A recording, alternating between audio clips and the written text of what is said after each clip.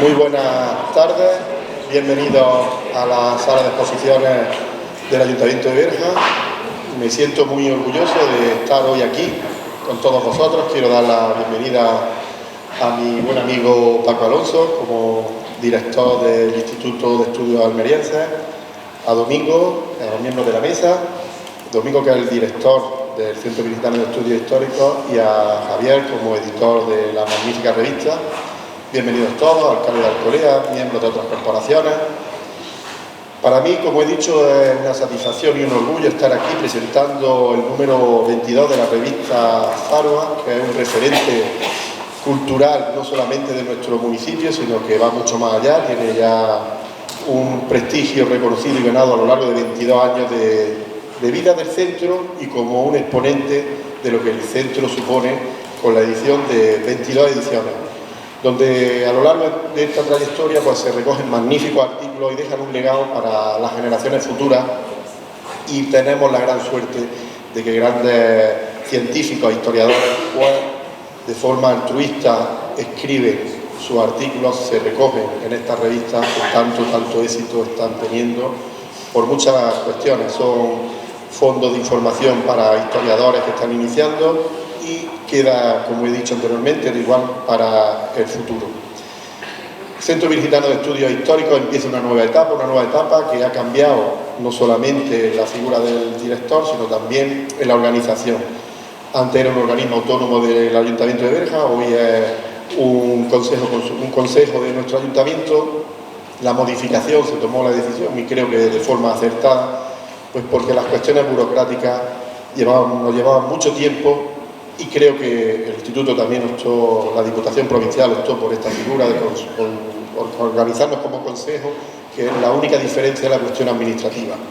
Se han aprobado unos estatutos que son muy semejantes a los que ya han regido durante 22 años, o 21 en este caso, el Centro Virgitano. Mantiene los principios con los que se constituyó, con la misma intención, con el mismo objetivo, misma forma de introducirse como miembro de este consejo, o sea que ganamos en eso, en funcionalidad.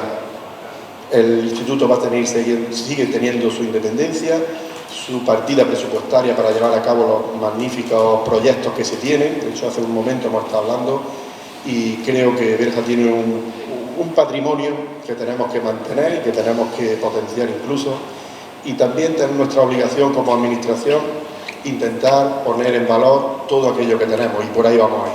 Y creo que la herramienta del Consejo Consultivo, tener estos grandes historiadores que conocen de forma certera qué ha ocurrido en Berja y qué es lo que hay que mantener, y por tanto mi compromiso es ese, que del Ayuntamiento de Berja las decisiones que tomemos vamos a tenerlas muy en cuenta.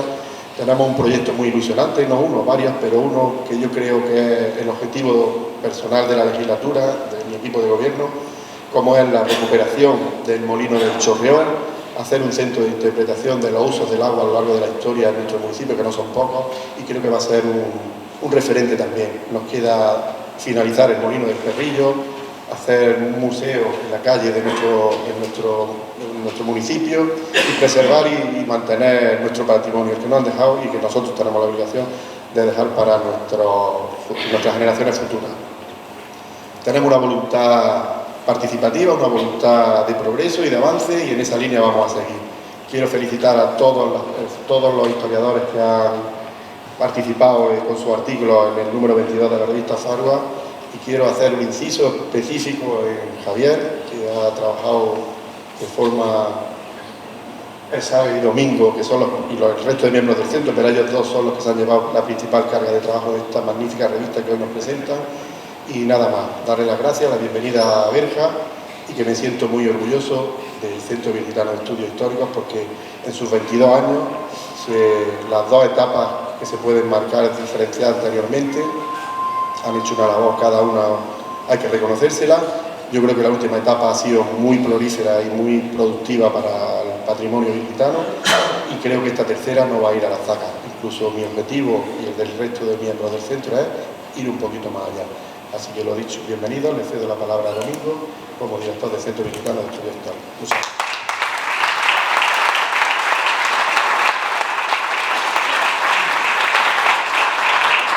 Bien, bueno, ya me ha presentado José Carlos.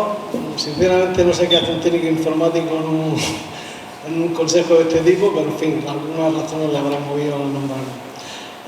Desde el momento en que me nombró aproximadamente por el mes de agosto, me interesé un poco cómo estaba la situación del centro y en base a eso pues, me marqué dos objetivos fundamentales.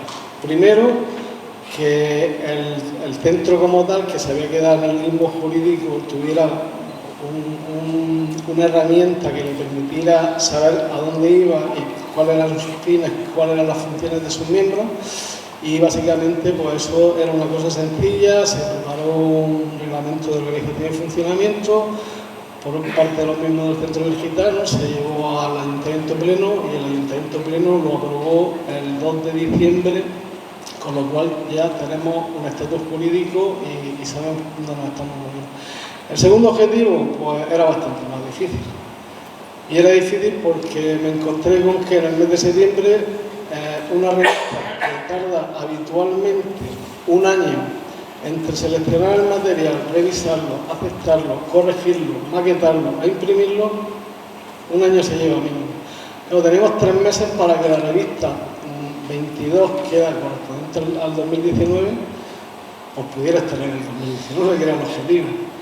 Bueno, la verdad es que era un reto, pero aquí la tiene. Algunos de los historiadores me ha dicho un milagro, y yo le he dicho, no, los milagros no, los milagros lo hacen los santos. Las hazañas las hacen las personas normales y yo creo que eso es lo que se ha conseguido. Se ha hecho una hazaña que no es mérito del director, a pesar de lo que diga José Carlos. El director se ha dedicado a coordinar a los actores, a estar viendo de dónde se sacaba el dinero para poder editar la revista, hablando con el impresor para que no la tuviera después de Reyes, hablando con el maquetador junto con Javier para que echáramos a las ganas que estaba dispuesto a echar, y al final pues se ha conseguido, pero el mérito sinceramente es de todo y cada uno de los miembros del Centro Virgitano Histórico, que conforman además el Consejo Sectorial. Y especialmente, y como ha dicho José Carlos, yo lo tengo que recalcar, de Javier Sánchez Real, editor, que se ha llevado la mayor carga de todo y que realmente creo que estos 2 últimos meses ha dormido poquísimo, pero poquísimo. Entonces, creo que es justo reconocerle ese mérito más que a ninguno de los demás que hemos estado participando. Yo como director pues solo me tomo una libertad, básicamente, que es proponer las portadas de la revista. Me decían, no, tienen que estar relacionadas con los contenidos. Claro, empiezo a ver los contenidos y digo, pues es que tampoco hay una cohesión. Y entonces pues se me ocurrió que era hora de hacerle un homenaje a 2 elementos que han sido importantísimos dentro de lo que es la historia de nuestra comarca: el agua y la minería. El agua porque todos sabemos que ha sido la fuente de riqueza principal que ha tenido esta comarca y aún hoy en día sigue siendo la fuente de riqueza principal, no es más que ver los mares de plástico que tenemos por aquí. Y luego la minería porque obviamente ha dado pie, no solamente en Berja, pero fundamentalmente en Berja, que tengamos un conjunto histórico monumental que no existe en la provincia. O sea, yo que me conozco la provincia de Capapo, que soy funcionario de Diputación y viajamos en todos los pueblos, puedo decir que el conjunto monumental como el que tenemos aquí, y gracias a Dios se está recuperando, no existe en otro lugar de la provincia. Dejemos al margen la capital, pero estoy hablando de municipios con cierta entidad. Y eso es lo que ha dado lugar a la minería.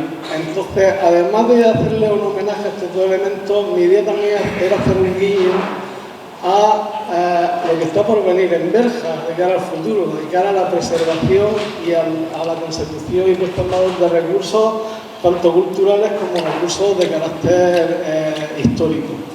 Y ahí están los proyectos que hay de la Casa Molino del Barrillo, relacionados con las minas, pero relacionados también con el agua. José Carlos ha mencionado el Centro de Interpretación y Usos del Agua, que ha aparecido en un edificio, una serie de elementos que lo hacen propicio para que eso se convierta en algo así, que sería el primero que hubiera en la provincia. Y en definitiva, pues un guiño a esos 2 elementos. En cuanto a las portadas, tengo que agradecer sinceramente, me hubiera gustado que hubieran estado los 2 aquí, los 2 autores de la fotografía. La portada es de David Méndez Miras, que me ha llamado, tiene un problema familiar y no ha podido venir. Y lo que tenéis aquí es la fotografía de un aljibe. En muchas de las minas de aquí de Berja no lo sabéis, pero los que hemos estado dentro sí lo sabemos, había aljibes, no sé muy bien el uso que tenían. Esta es concretamente de la mina de Maldonado Viejo, una fotografía de David Méndez Miguel.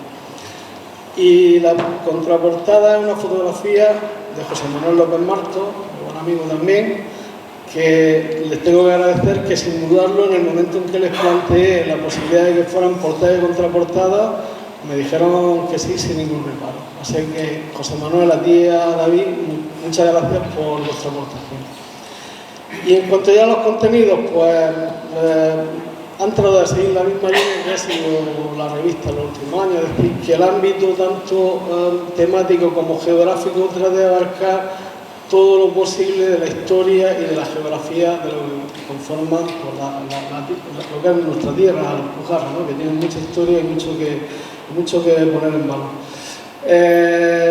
Sin más, gracias a todos aquellos que habéis colaborado de una forma u otra en la aportación de la revista, y seáis historiadores o simplemente amantes de las historias que nos cuenta la historia.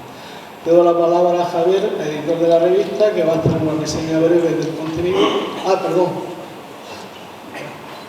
Voy a hacer la palabra al director del Instituto de Estudios Almerienses, Francisco Alonso, porque el Instituto ha colaborado y bien con la edición de la revista. Muchísimas gracias.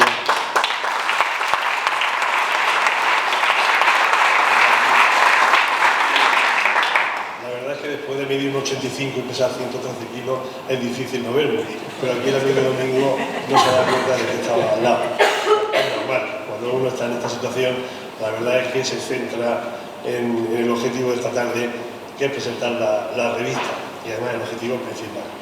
Bueno, pues en primer lugar, permitidme que excuse al diputado provincial, el diputado de Cultura, don Manuel Guzmán, porque se encuentra en otras actividades. Durante la Navidad también, desde la Diputación, seguimos presentando jornadas, como en este caso revistas, y el diputado está en otra actividad de la provincia, así que me permiten que lo excuse. En su lugar vengo yo como director del Instituto de Estudios Almerienses y quisiera darle la enhorabuena tanto al alcalde como al director del centro, como al editor de la revista, porque no todos los días se presenta una revista de estas características, habiendo cambios como ha habido y con tan poco tiempo, y luego una revista tan cuidada como siempre ha sido la revista Farwa.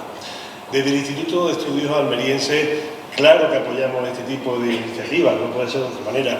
Somos el Centro de Estudios Locales Provincial, el que se encarga de apoyar a los pueblos y a otros centros con características similares. El centro gitano es un centro muy parecido al Instituto de Estudios Almerienses, con la diferencia de que nosotros nos dedicamos a la provincia y Berja tiene su propio instituto, o sea que no podéis quejar los gitanos de un centro cultural de estas características, así que hay que cuidarlo y seguir manteniéndolo, señor alcalde. Ahí tiene un reto importante, pero desde luego con gente como Domingo, al que conozco ya desde hace mucho tiempo, y a Javier, seguro que va a ir bien. Uno de los objetivos del Instituto de Estudios Almerienses es apoyar este tipo de publicaciones. Se hacen otras muchas cosas desde nuestra institución, pero precisamente tenemos recogido en nuestro plan general de actuación anual el apoyo a otra revista. ¿Por qué? Pues porque entendemos que este tipo de publicaciones son unos añadidos fundamentales a la historia general de nuestra provincia. Gracias a revistas de este tipo, Farwa, Pelezana, Ecos de Almería y otras tantas, se escribe la historia desde otra perspectiva, no como la historia general de nuestra provincia, que por cierto también la estamos llevando a cabo. Uno de los coordinadores gitanos, don Valeriano Sánchez Ramos, ya director fue del Instituto de Estudios Almerienses y un insigne historiador de nuestra provincia, y junto a él hay un equipo de historiadores muy importantes que están elaborando esa gran historia de Almería. Pero esta revista, evidentemente, supone un añadido a esa historia general que sin su publicación sería muy difícil. aparte de poner en valor y recuperar pues figuras o patrimonio histórico que estaba perdido o oculto y que gracias a ellas podemos llegar a él y disfrutarlo. También quiero tender la mano al ayuntamiento desde el instituto para que tenga en cuenta las publicaciones que estamos haciendo referentes a los pueblos. Señor alcalde, Berja tiene que tener esa guía y solamente el ayuntamiento lo único que pone es el equipo redactor. Tiene usted un elenco de historiadores de Berja magnífico y es una publicación que el instituto abarca en su totalidad, a excepción del equipo redactor. También tenemos dentro de nuestros objetivos colaborar con otros centros de estudio y con Domingo hablaba ayer por la mañana la posibilidad de entablar una serie de actividades en común con el apoyo del Instituto de Estudios Almeriense. Esto ya se ha hecho en años anteriores. Recuerdo que la Navidad pasada estuve presentando un disco con música diversa de compositores gitanos, algunos dedicados a vuestra patrona, y en fin, que desde el instituto hay una relación muy estrecha tanto con el Centro de Estudios Gitanos como con el ayuntamiento, mano que yo sigo estrechando como no puede ser de otra manera, y sobre todo hacia un pueblo que defiende tanto su patrimonio y que lleváis a cabo publicaciones de este tipo. Y nada más, me siento de verdad muy gozoso de estar esta tarde en Berja, pueblo vecino. Yo soy cangilón de adopción, he sido alcalde de allí durante 12 años y en mi tiempo en el mundo de la política he tenido muchísima relación con Berja y tengo que decir que cada vez que vengo aquí me siento como en casa y en un lugar en el que he vivido momentos muy importantes dentro de mi vida y además he tenido la posibilidad de hacer grandes amigos. Así que nada más, les deseo que sigan teniendo una muy feliz Navidad y que tengan un próspero año nuevo. Muchísimas gracias.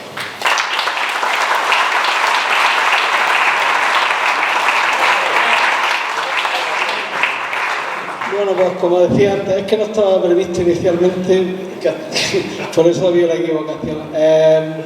Cedo la palabra a Javier Sánchez Real, editor de la revista, que va a hacer una reseña de los contenidos y luego a continuación pues él irá llamando a los diferentes autores que tenemos aquí esta noche y hará una breve reseña también de lo que es el contenido dentro de la revista. Javier. Buenas noches a todos, bienvenidos, gracias por vuestro apoyo.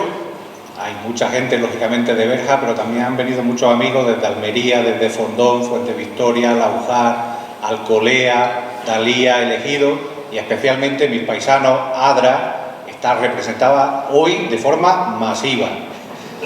Así que... Y de Linares, bueno, y de más lugares también que no he citado de la comarca, ¿no? Y en unas fechas tan difíciles hemos vuelto a llenar.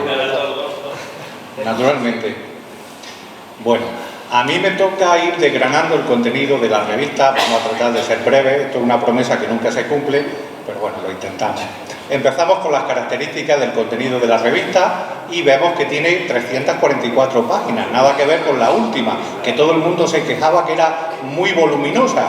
Bueno, la justificación era clara, teníamos un año por delante para leerla.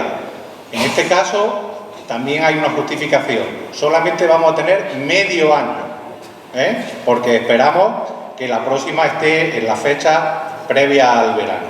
Así que ahí está la justificación. De ella, 78 páginas van a todo color. Nada que ver con Revista Velezana, que prácticamente es completa, pero en fin, la economía prima. Y aunque la base y la exigencia del contenido de la revista es el rigor científico, lógicamente está destinada a un público amplio y tiene que ir apoyado con un aparato gráfico importante. Por tanto, contiene 418 ilustraciones. La revista cuenta con las tradicionales secciones, artículos, genealogía, biografía. En este caso, curiosamente, la sección de biografía tiene un mayor número de páginas que la de artículos, aunque son más numerosos los artículos, pero son más extensas las biografías. Así que prima la biografía. Noticias, que en la última revista no llevaba, también, como veremos, es un capítulo importante, y también se han hecho numerosas reseñas de publicaciones referidas a la comarca y se concluye, como en todos los números, con la sección de memoria. Los artículos están referidos a los municipios alpujarreños por orden alfabético, no de importancia, de Adra, Alcolea, Alhama, Benina, Berja, Darrícar, El Ejido y Fuente Victoria, que es una entidad menor del municipio de Fontón. Pero, lógicamente, especialmente en los artículos de genealogía, se refieren a otros municipios alpujarreños, como prácticamente la totalidad de los municipios de la antigua TA la Ujar lo iba a decir, de Marchena, perdón, de Marchena, bien. Y aunque hay artículos referidos a la arqueología y algunos a la edad moderna, cuando veáis la revista veréis que la inmensa mayoría de los contenidos están referidos a la edad contemporánea. Y especialmente, este número tiene un especial protagonismo, la Guerra Civil Española. Es la moda. Estamos celebrando el 80 aniversario de la finalización de la Guerra Civil y, bueno, en la línea editorial, en estos tiempos, hace una semana se publicaba El Eco de Alhama y también los temas centrales estaban referidos a la Guerra Civil Española. Así que, sin más, vamos a proceder y yo invito al amigo Lorenzo. No, eso es porque va por orden cronológico. Y claro, libros de arqueología medieval, pero muy breve, Lorenzo, que eres el primero.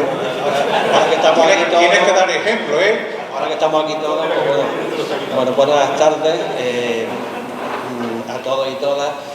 Fundamentalmente, yo lo que hago es un estudio de una pequeña fortaleza, muy poco conocida, a partir de una anécdota personal que a lo mejor sí puede enganchar a la gente.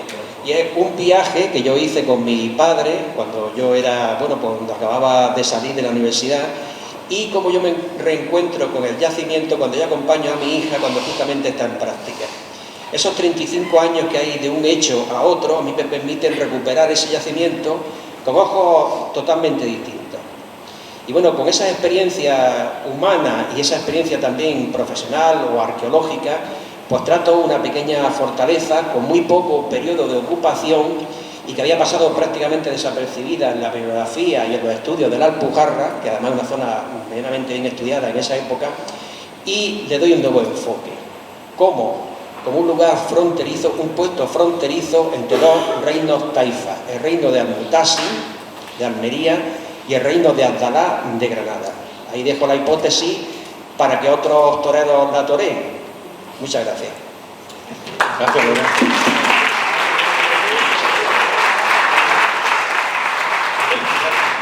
Bueno, Víctor Rodríguez Segado también es un asiduo colaborador de nuestra revista y nos trae un tema muy interesante sobre los afrancesados de Adra y sus expedientes de purificación.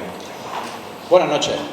El tema que yo elegí para este artículo se refiere a los expedientes de purificación. Esa palabra que puede resultar rara es sencillamente lo que vulgarmente denominamos empurar. Es decir, se trataba de que las personas acusadas de afrancesados pues fueran sometidos a un expediente que podía llevar pues consecuencias muy graves para los acusados. En concreto, los dos expedientes que yo he estudiado se refieren a dos aderitanos que fueron los capitanes Pedro Antonio Segado y Juan de Mata Chacón y Zavala. Se da la circunstancia de que estos expedientes se tramitan post-mortem, es decir, después de su muerte, porque fueron ejecutados por la guerrilla antifrancesa en la plaza de Motril. ¿Y qué es lo que pretendían, lógicamente, sus herederos? Pues sencillamente liberar el embargo que se había decretado por las autoridades españolas de los bienes que estos poderosos oligarcas tenían en Adra y en otros lugares de la Alpujarra. El expediente fue tramitado primeramente por el corregidor de Ufíjar y posteriormente por el juez, es decir, por el juez que era el alcalde mayor, el juez de primera instancia, perdón, de Berja, porque abarcaba al partido de la ciudad de Adra, Berja y Talía, y el juez no quiso meterse mucho en el fondo de la cuestión porque era una cuestión delicada y sobre todo teniendo en cuenta que los acusados de afrancesados habían muerto, pues lo que pretendió es que no pagaran sus descendientes por las culpas de sus antepasados. Y al final pues quedaron absueltos, y esto le vino muy bien, en concreto al conde de Chacón, que era un descendiente, concretamente era hijo de uno de los acusados de afrancesado, del conde Mata Chacón Zavala, y de esta forma el conde de Chacón pudo tener unos expedientes que le liberaban a su ascendencia de cualquier responsabilidad en la etapa de la ocupación francesa. Y eso es lo que yo he tratado de buscar y de estudiar.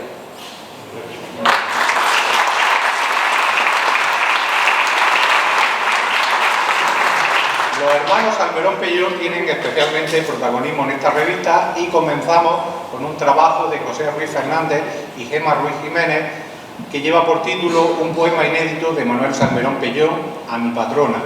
Y como Pepe, aquí está ahí. Pues si hace el favor, Pepe.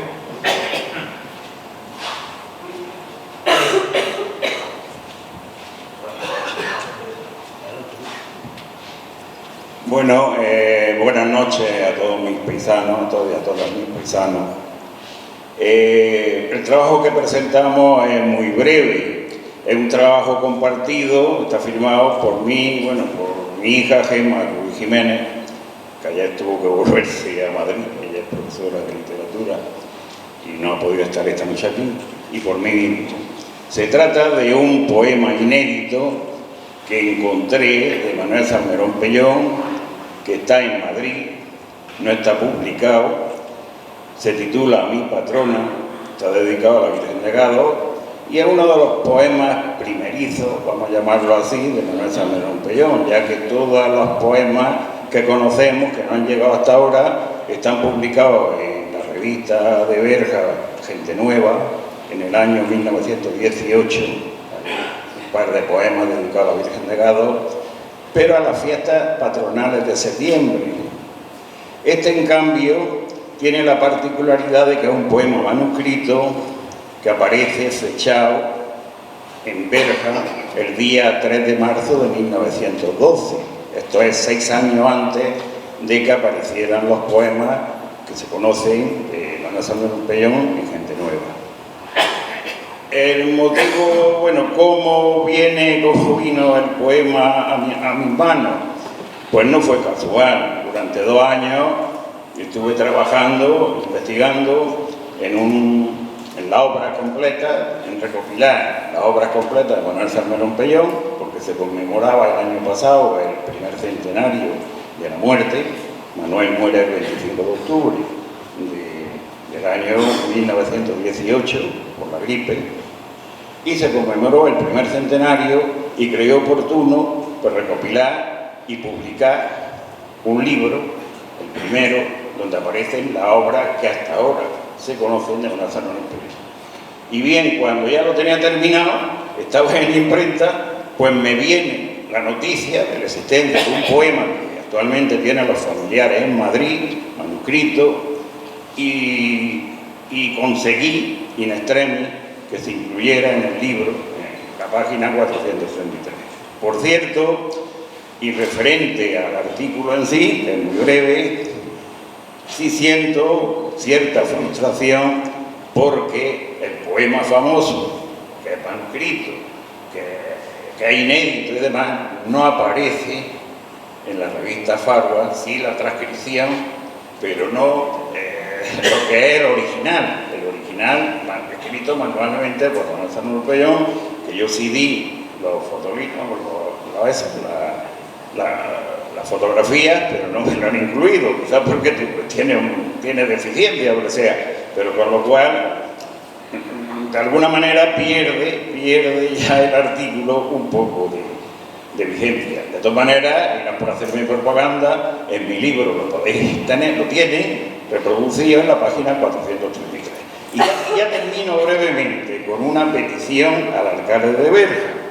Hace un año, con motivo también de la presentación de una revista de Farwa y un artículo mío que también apareció, pedí públicamente que se nombraran de una vez hijos predilectos a Manuel y Miguel Salmerón Pellón, que no están jurídicamente nombrados hijos predilectos a pesar de la placa que tenemos en la calle Salmerón, que la puso el ayuntamiento en el año 1987. Han pasado 32 años y el expediente no se llegó a completar, a pesar de que todos los grupos políticos lo aprobaron por unanimidad. Vamos, quiero decir, el escrito sí se presentó, pero todo estaba pendiente del acuerdo del Pleno. Entonces, termino mi intervención pidiendo, aprovechando una vez más, que el ayuntamiento tome en consideración la petición y que los nombren hijos predilectos. Gracias.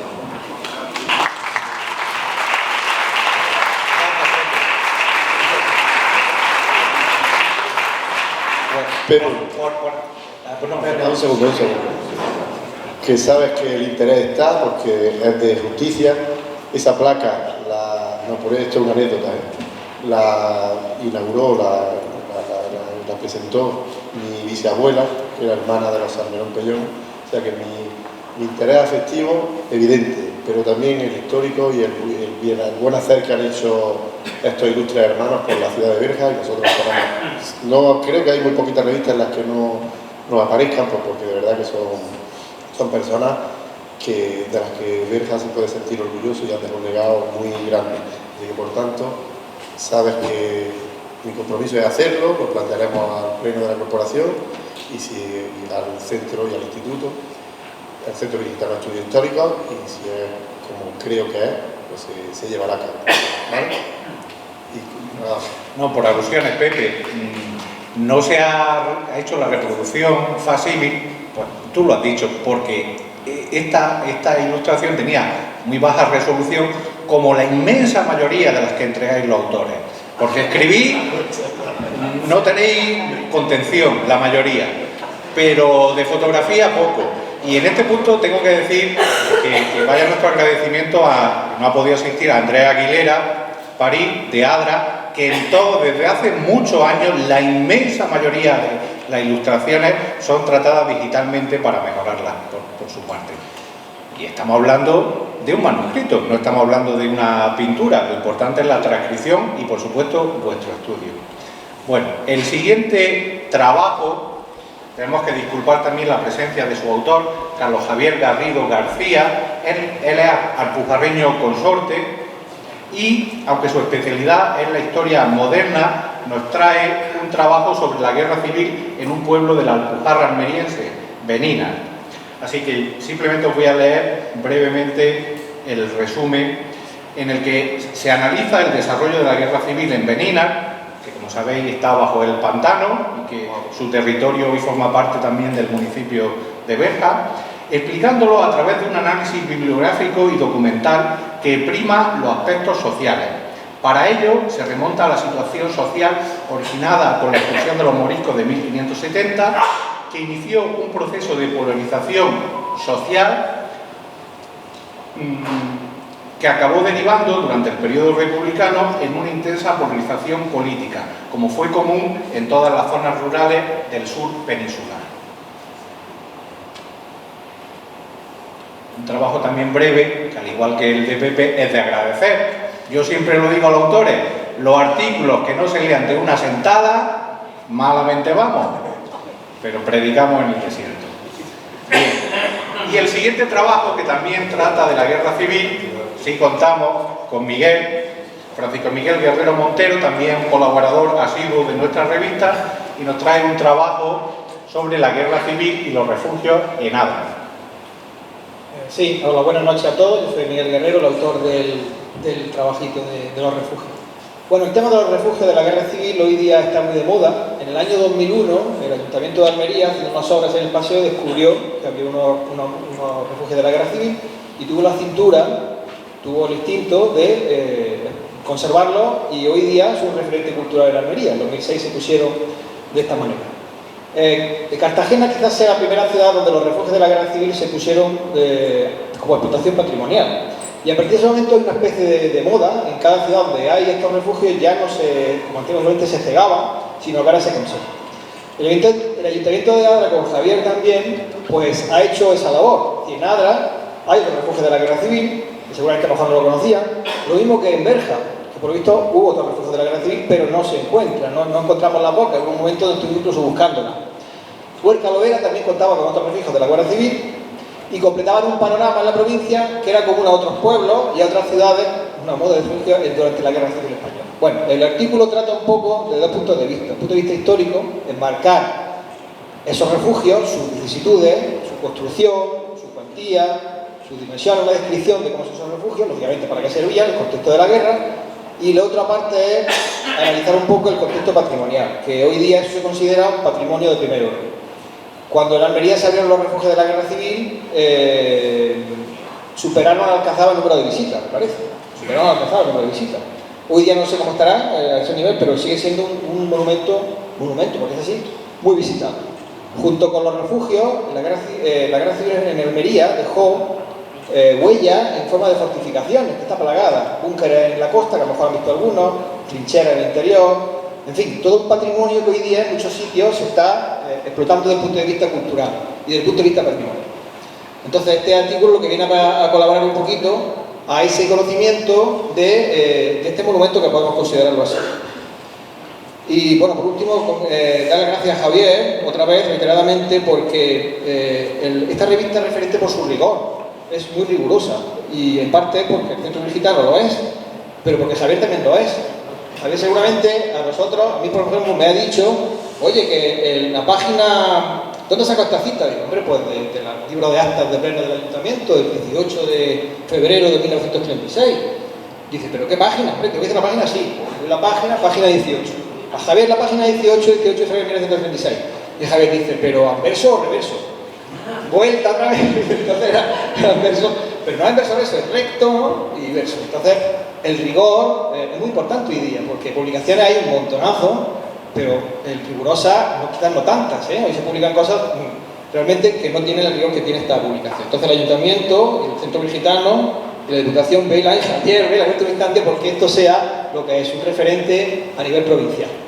Muchas gracias y feliz Navidad.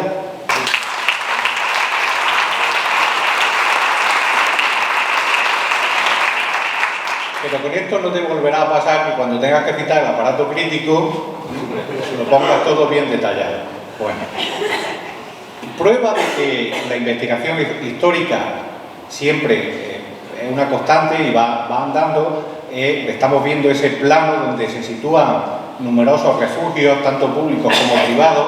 La prueba es de que acabamos de salir y ya nos quedamos obsoletos en la investigación, es que cuando la revista estaba en imprenta hemos descubierto más refugios de los que aparecen ahí indicados, ¿no? Así que Miguel, a la vuelta de unos años, actualizar.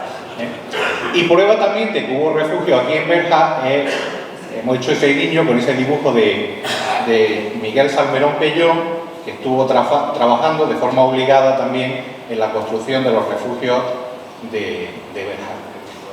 Y eso nos abre la puerta al comentario del siguiente trabajo magnífico de nuestro compañero en el centro, Juan Manuel Martín Robles, que por motivos laborales también no puede asistir. Nos trae un tema central, aquí está ilustrado a todo color, porque el trabajo lo merecía, sobre Miguel Salmerón Pellón, tradición y modernidad en la obra de un polifacético creador almeriense.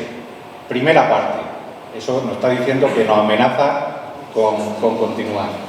Bien, Juanma nos dice que Miguel Salmerón Pellón está considerado, sin ninguna duda, el artista vegetano más importante e influyente de nuestra historia reciente. Si bien sobre Miguel Salmerón Pellón se han publicado entre 1923 y 2010 numerosos textos y artículos en los que se han ido avanzando en el conocimiento certero de su biografía y producción, a ver si voy, que ya me baila. En el año 2012 pudimos comprobar, con motivo de las acciones puestas en marcha desde el Centro Gitano de Estudios Históricos para la celebración del 50 aniversario del fallecimiento del artista, estamos hablando de la exposición que se inauguró aquí, precisamente en estos mismos espacios, y que luego estuvo en el patio de la Diputación de Almería y en el Centro Cultural de Adra, que aún hoy carecemos de un completo catálogo de la obra plástica de Salmerón Pellón. Un catálogo que nos permita poner en valor, a través del estudio y la imagen, la relevante y variada producción de un artista que a lo largo de toda su carrera dio alejándose de propuestas de corte localista con constantes muestras de su afinidad con la modernidad artística. Comenzamos en este artículo nuestra propuesta con el estudio y compilación visual de la aportación que al humorismo gráfico y la ilustración contemporánea realizase, especialmente durante las décadas de 1920 y los primeros años de 1930, Miguel Salmerón Peyo. Un trabajo, como os digo, magnífico, se ha escrito mucho sobre este paisano y gran artista, pero Juanma lo lleva aún más. Simplemente una muestra de la... Ilustró las revistas gráficas más importantes de la época. Lo que pasa es que como todos los gitanos soy muy apegado a la tierra, y se encerró aquí. Si se hubiera quedado en Madrid, pues además de bueno, también sería más conocido fuera de nuestras tierras. Bueno, el siguiente trabajo, ya pasamos a la sección de genealogía, y comienza con un trabajo de María Dolores Segura del Pino. No sé si Valeriano querrá comentarlo. Eso es bueno. Lleva por título, María Dolores no puede tampoco asistir hoy, Repobladores, labradores y oligarcas en la Taá de Marchena, a propósito de la genealogía de Nicolás Salmerón Peyo. Bien, y María Dolores nos dice: el ascenso del estamento campesino de Alhama durante el antiguo régimen permite observar cómo se conformaron las oligarquías de esta localidad, junto con otras de idéntico cariz en otros municipios de su entorno.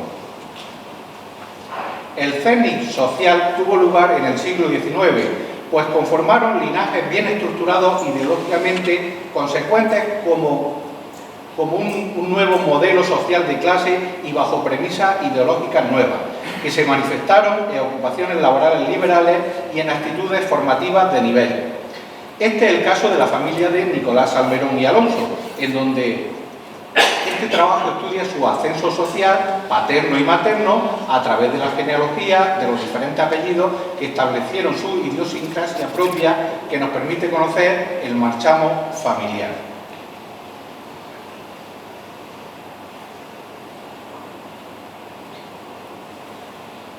Y el siguiente trabajo de genealogía, ¿de quién puede ser?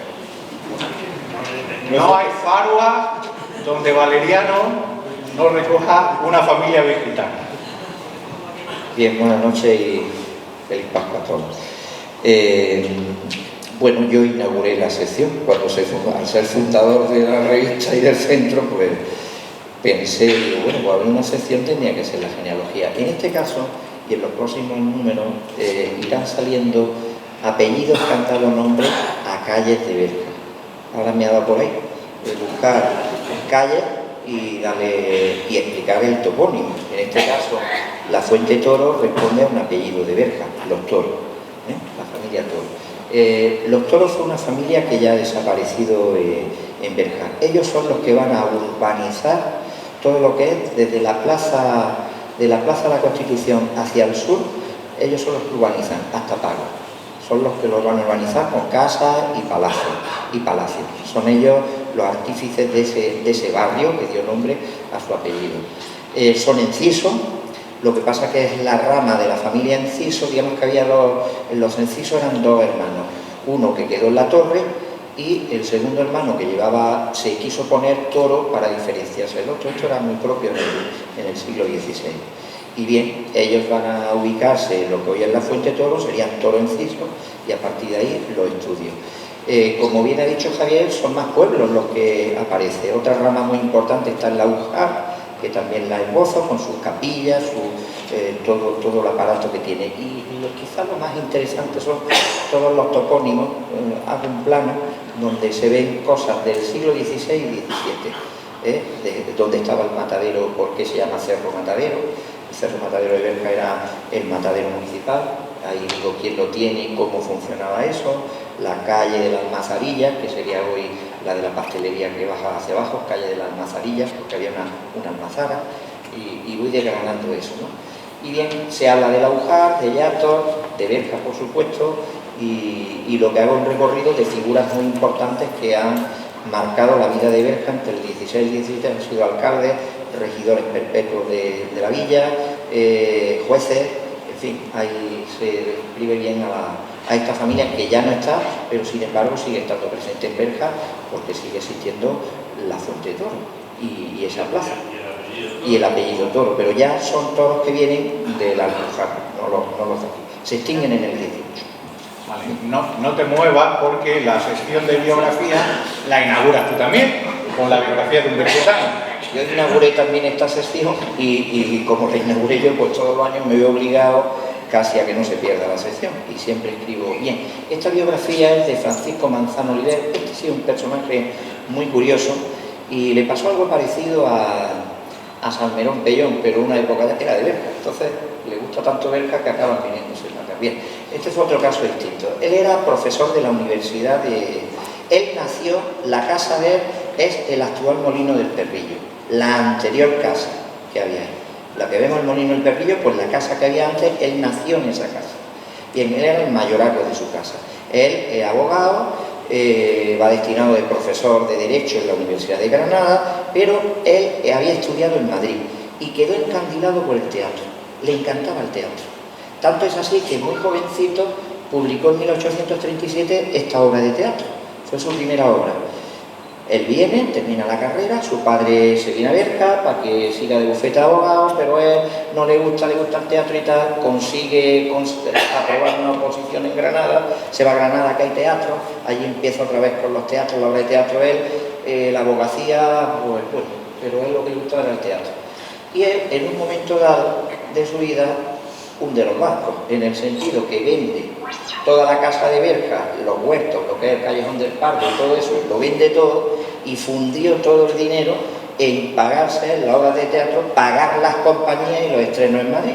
Hoy día se considera uno de los mejores autores de teatro del periodo de Isabel II, especialmente porque introduce en España un modelo de teatro, ya lo leerán, que se llama el teatro mágico y quizás de los principales referentes del teatro romántico. Sí, estamos hablando de 1840, 1860 y tanto. Ha sido enterrado en la historia porque en la Primera República pues, le dio por ser republicano un encendido defensor de la Primera República y quedó un poco, digamos, enterrado. Digamos que Granada no le perdonó ese desliz político que tuvo, ¿no? Sin embargo, luego su hijo fue miembro del Partido Conservador, y lo vemos, fue gobernador de Barcelona, su hijo, que ahí tenemos la foto, y bueno, descendientes de ellos que yo he estado, que son los que me han dejado la foto, que es la familia Wilhelming, apellido alemán, y muy conocido, fue presidente de la Audiencia de Almería, ¿no? El Wilhelming, estuve hablando con los Wilhelming, ¿los conocen? Bueno, pues Carlos, sí, son músicos también, pues bien, son esta familia. Bien, ya lo leerán, no voy a desgranarlo ni nada, es un personaje curioso, la verdad, muy curioso.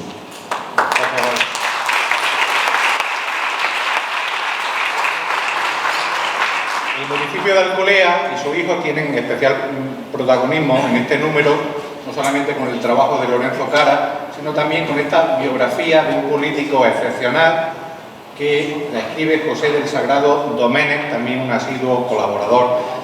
Está con nosotros, no sé si querrá comentarlo. Si no lo hago yo, pues como tú quieras, yo leo el resumen, como tú quieras. no va a querer hablar, Pepe. Ha aprovechado a fumarse el cigarrillo.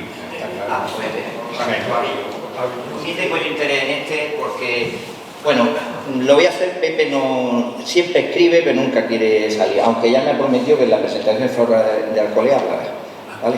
Hablará ella se lo comprometió. Bien, Pepe del Sagrado hace esta biografía que es un personaje de Alcolea muy importante. Es posiblemente de los políticos que de verdad no se olvidó de la tierra. Él fue diputado a Cortes por el distrito de Albuñol y diputado a Cortes por el distrito de Berja, también lo fue. Es uno de los principales defensores de que haya carreteras en la Alpujarra. En el siglo XIX él va a defender que venga el ferrocarril, luego fracasó el proyecto de un ferrocarril por la Alpujarra, y sobre todo las carreteras. Las primeras carreteras del XIX se deben a la INCODER. Y en el caso de Adra también está muy vinculado, él tuvo una infancia, se educó en Adra, y él hará posible que una de las plagas más importantes, que fue la epidemia de cólera que azotó Adra, siendo el director general en Madrid, fue el que gestionó el que vinieran médicos y farmacéuticos de gran nivel a Adra y que modélica, digamos, el sistema en el que se hizo para evacuar a todos los enfermos y cómo tratarlos. Algunos de los tratamientos que hicieron aquellos farmacéuticos, aquellos médicos de entonces, incluso están tratados en los anales como modélicos en esta técnica, ¿no? Arcadio fue también historiador. Era un hombre casi, yo diría, del Renacimiento, porque él, aunque hizo Derecho, luego también hizo sus bosquejos de historia, estuvo muy preocupado por la sanidad y fue un político. Él fue uno de los niños mimados de Cánovas del Castillo, que fue quien lo aupó. Él, además, fue diputado a Cortes por muchos más lugares, no solamente por el citado a los Alpujarreños, pero tiene más. Y yo creo que le resumo bien a Pepe el trabajo. Es quizás de los más bonitos, para mi modo de ver, que tiene la revista. Yo lo he hablado porque yo le insistí que escribiera de este personaje, por eso lo estoy diciendo yo. Le dije, Pepe, escríbelo, por favor. Y ahí está, pero esto se lo tienen que contar él luego en la presentación. Venga, bueno. Y seguimos.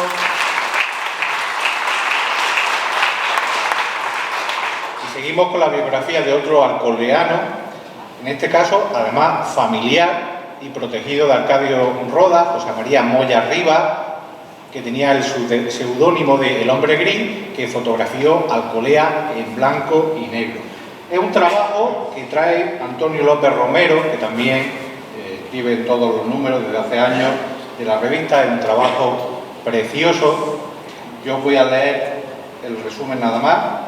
Este artículo pretende divulgar la vida y obra de José María Moya Rivas en su triple condición de escritor, periodista y fotógrafo. Con un trabajo constante alcanzó desde un total autodidactismo en lo literario y en el arte del retrato cierta fama en ambas actividades. Ocupó un espacio relevante de la Crónica Meridional y las páginas de otros periódicos de Almería, con el seudónimo El Hombre Gris. Su adhesión a la causa republicana le costó, concluida la Guerra Civil, un proceso sumarísimo con una larga condena, que al final se redujo y lo tuvo preso unos 6 años, que no es poco. Bueno, es un trabajo magnífico en su biografía y es un personaje que está también relacionado por amistad con el siguiente biografiado, que también nos trae Antonio López Romero, en este caso de un adveritano. Los que no sois de Adra os preguntaréis, os llamará la atención, ¿cómo tanto trabajos de Adra? No es porque yo sea el editor, sino porque hay mucha gente trabajando y porque posiblemente después de las ventas que se realizan en las presentaciones de Farua sea el lugar donde se venden más revistas, de modo que hay que atender a esa demanda. Antonio López Romero nos trae la biografía de Francisco Fernández Rodríguez, apogeo y ocaso de un joven alcalde republicano.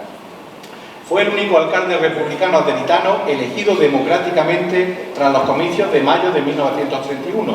Autodidacta y afiliado al Partido Republicano Radical Socialista, accedió a la alcaldía con 26 años y se mantuvo vinculado al Ayuntamiento de Adra hasta días antes de su muerte. Dedicó su corta e intensa vida a la mejora de las condiciones higiénicas, sanitarias y de educación. Además, fue una figura clave en la reactivación de las obras del puerto. Su vida política coincidió con el nacimiento y ocaso de la Segunda República, un periodo de gran conflictividad social que afrontó desde la equidistancia y la coherencia con su idea democrática. Un trabajo, como digo, muy interesante, especialmente para los adveritanos, apasionante y muy bien ilustrado. Y en la última biografía la trae de nuevo Lorenzo Cara, un trabajo también ilustrado en color, porque lo merecía. La fotografía de Lorenzo no hay que ponerle ningún pelo. Otra cosa ya será contenido, ¿no? Ya veremos. Pero yo traigo una persona que además tiene cierta importancia, por lo menos para los que nos gusta la arqueología y nos gusta un poco la historia. fue el único comisario local de excavaciones, es decir, la única persona que pudo hacer excavaciones arqueológicas que tuvo esta zona. Tuvo la zona de Poniente y la Baja Alpujarra. Todos los demás estuvieron en la otra zona de la provincia. Me llamó la atención fundamentalmente por su actividad. Ramón Algarra, Esteban, originario, por cierto, también por parte de madre de Canjaya, y Ramón tiene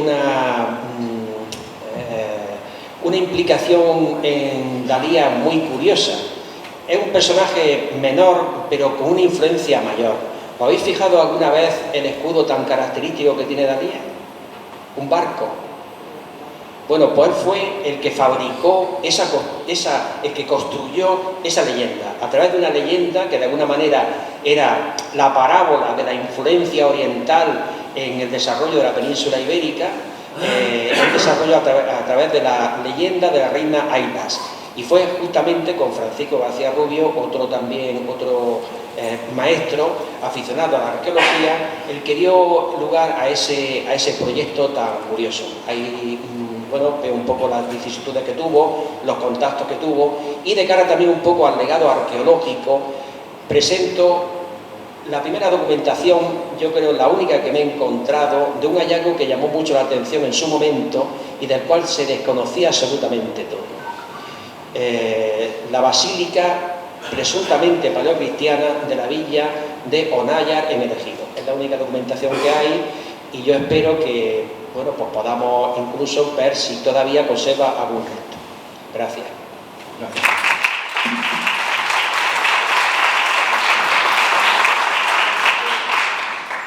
La sección de noticias comenzamos con un trabajo de Joaquín Gaona Villegas y Carlos Rubio González dedicado al cuarto centenario de la Reina de los Ángeles de Fuente Victoria. Joaquín nos lo va a explicar, pero brevemente, porque el tiempo avanza inexorablemente. Si Carlos quiere acompañarme.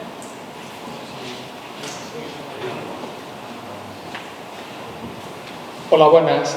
Hace un año, menos un día, Fuente Victoria estaba todavía celebrando, ¿verdad?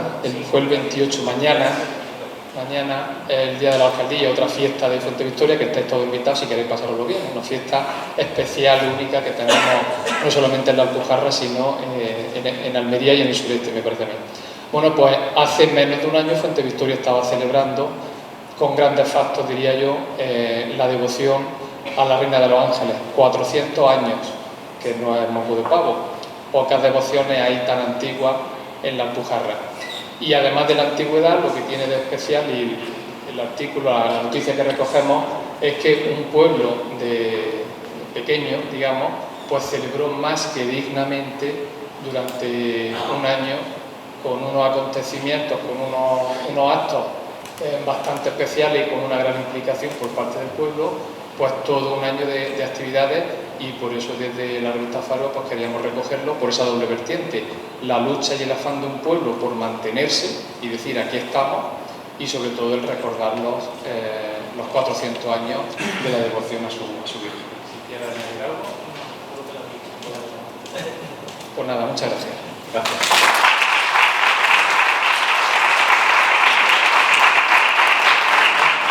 Este trabajo está en la sección noticias porque recoge todos esos actos conmemorativos, pero perfectamente podría estar en artículos, porque ya me encargué yo de que Joaquín fuera aportando datos completamente inéditos y además con el apoyo documental a pie de página de todos estos hechos. Bien, y la siguiente apartado de noticias lo trae Francisco Espinosa Gaitán, que he visto que ha llegado, así que si haces el favor, comentas también este trabajo sobre los franceses en las chozas y la cumbre, exposición fotográfica de Robert Taubon sobre el Ejido en los años 60. Bueno, buenas noches a todos. Efectivamente, este trabajo es un poco consecuencia de la exposición, porque es un extracto de lo que se recogió en la exposición. Yo llegué al conocimiento de esta figura de Robert Taubon de una manera un poco incidental, a través de algunas fotos que vi en algunos trabajos que Lorenzo Cara había incorporado para ilustrar algún artículo. Robert Taubon era un ingeniero francés que llegó al frente de un proyecto de desarrollo en la zona de las chozas de la cumbre del Ejido, Ejido, y entonces era Dalí, evidentemente, y que pues, era un hombre del Renacimiento también, porque era historiador, era fotógrafo, era ingeniero de obra civil, que era la profesión que lo trajo aquí, rodaba películas en vídeo, que también no se puede proyectar en una revista, pero también estaba en la exposición. ¿Y qué es lo que recoge la exposición? Es un tiempo reciente, 60 años. Estamos hablando de hace 60 años, que es prácticamente nada. Pero para un ciudadano del Ejido actual, piensa que el Ejido siempre ha sido un mar de plástico.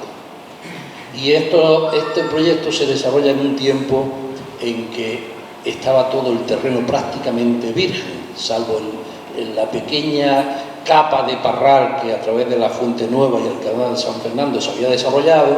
El resto era una estepa, una auténtica estepa, un paisaje estepario sin ninguna apenas vegetación. Y entonces recoge con su cámara, con su sensibilidad, recoge las distintas facetas de ese proyecto de desarrollo agrícola, fundamentalmente agrícola, que pretendía ser muy extenso, del orden de 1.600 hectáreas, y se quedaron en una apenas 50 o 60 que le alcanzó el desarrollo de ese proyecto.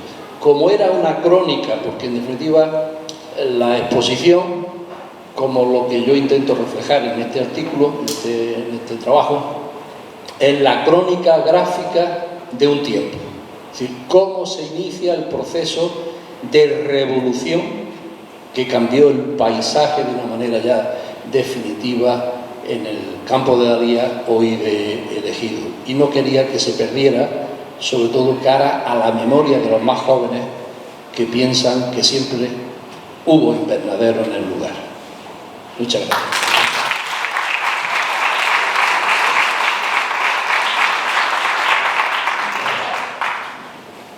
Los dos siguientes trabajos de la sección Noticias son un homenaje a dos personas que han desaparecido precisamente este año, amantes de su tierra y de la historia. La primera está dedicada a Gabriel Cara González y la escribe su hijo Gabriel José Cara Rodríguez. No sé si está entre nosotros. Sí, pues sí, hace el favor.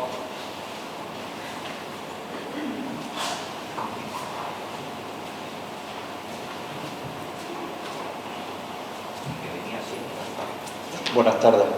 En primer lugar, es que no tenía yo previsto hablar, pero bueno. En primer lugar, agradecerle al pueblo de Berja todo lo que ha hecho por mi padre, aunque el pueblo de Berja no lo sepa. Entonces es el momento adecuado. También por medio de los investigadores de Berja y todo lo que ha supuesto la revista Farva para mi padre. Mi padre perdió la vista en sus últimos 20 años y le costó mucho trabajo poder hacer cualquier tipo de investigación. Entre mi hermano y yo le leíamos la revista Farva en todos los artículos que él consideraba interesantes, sobre todo los que de alguna manera o de forma indirecta estaban relacionados con Roquetas. Cuando le leímos un artículo, por ejemplo, sobre, no recuerdo el autor, pero supongo que vinculado con Adra, sobre la pesca en Adra, donde hablaba de Diego Rodríguez y Antonio Rodríguez como los únicos pescadores capaces de embarcar sal desde las salinas de Modaguara y Chata de Roquetas hasta en los alfolíes o el toldo de la sal de Adra, la rábita, etc., pues se emocionó y eso le garantizó 2, 3, 4, 5 meses más de vida. Por eso, muchísimas gracias al pueblo de Berja, a Farva y a todos los investigadores que colaboran con Farva.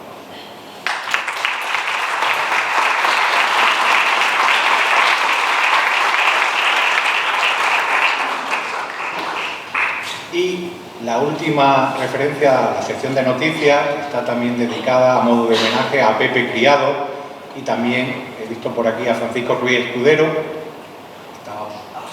Si hace el favor.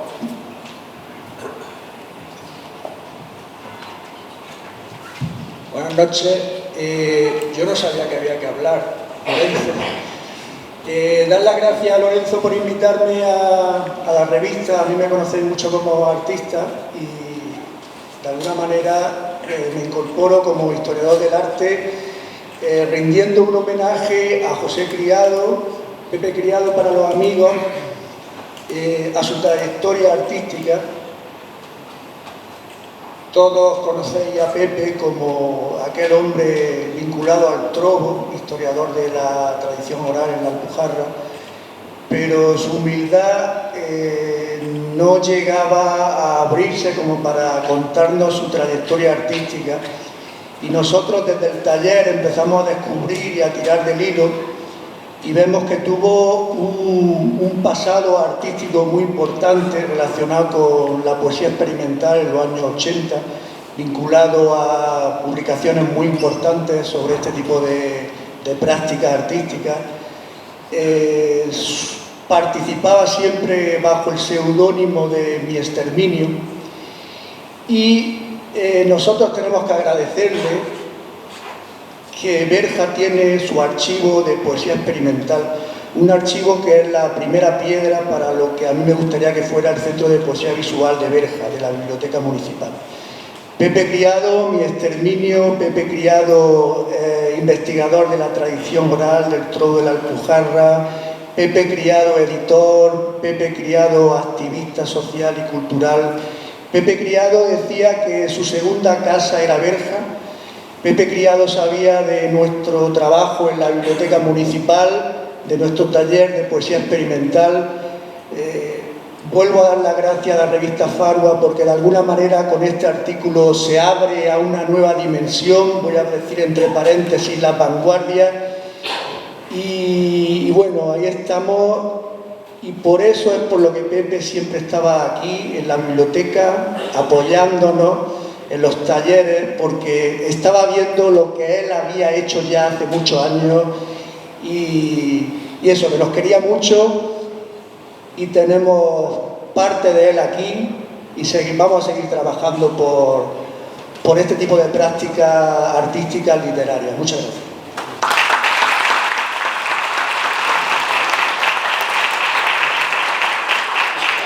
Y ya si de verdad vamos acabando, os prometo que la sección de la memoria vamos a prescindir de ella y os invito a que la conozcáis en la revista. Simplemente vamos a comentar las 4 obras que se reseñan aquí. Son todas publicaciones referidas a la comarca y publicadas en el pasado año de 2018.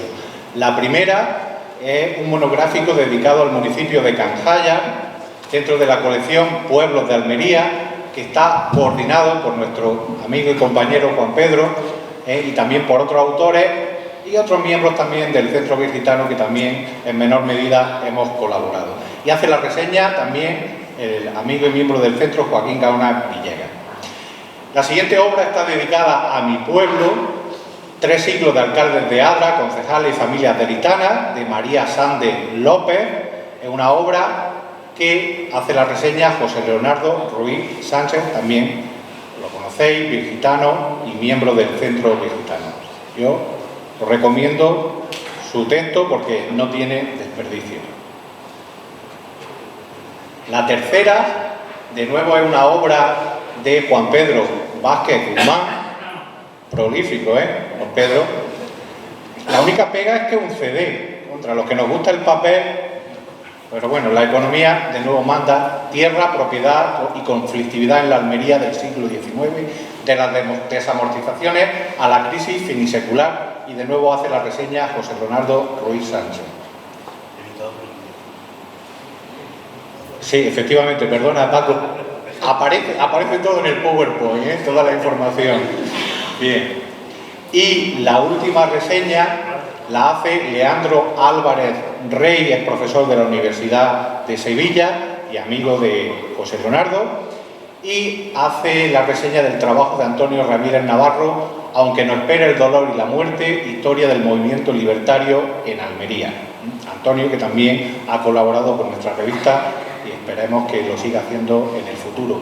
Como esperamos también encontraros el año que viene, pero no dentro de un año, sino de 6 o 7 meses. Pues gracias por vuestra asistencia.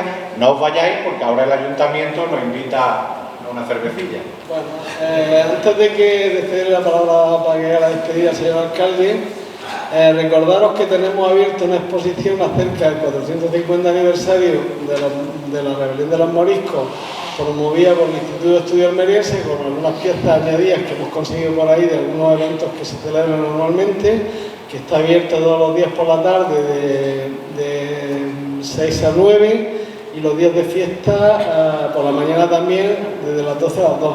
Desde aquí me gustaría agradecerle a Cecilia Martín Villegas, concejala del Ayuntamiento de Berja, el tremendo esfuerzo que ha realizado para que esa exposición se llevara a cabo, y ya ella sabe por qué, le pido disculpas por alguna encontronadilla que hemos tenido. Vale, así que sin más le cedo la palabra al señor alcalde que haga la despedida y felices fiestas, y que el año 2020 nos traiga una subida de sueldo por lo menos. Pues nada.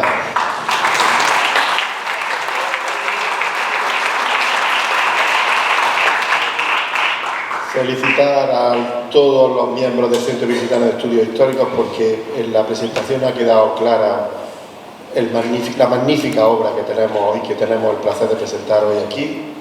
Me ha llegado muy dentro lo que ha dicho este señor de su padre, que en gloria esté, y de verdad que es para sentirnos orgullosos de lo que somos y de lo que juntos podemos hacer. Así que feliz Navidad a todos, que el 2020 venga lleno de salud, trabajo y felicidad. Y ahora pasamos efectivamente a tomarnos un vino y a celebrarnos y a felicitarnos personalmente la Navidad uno a otro. Muchísimas gracias por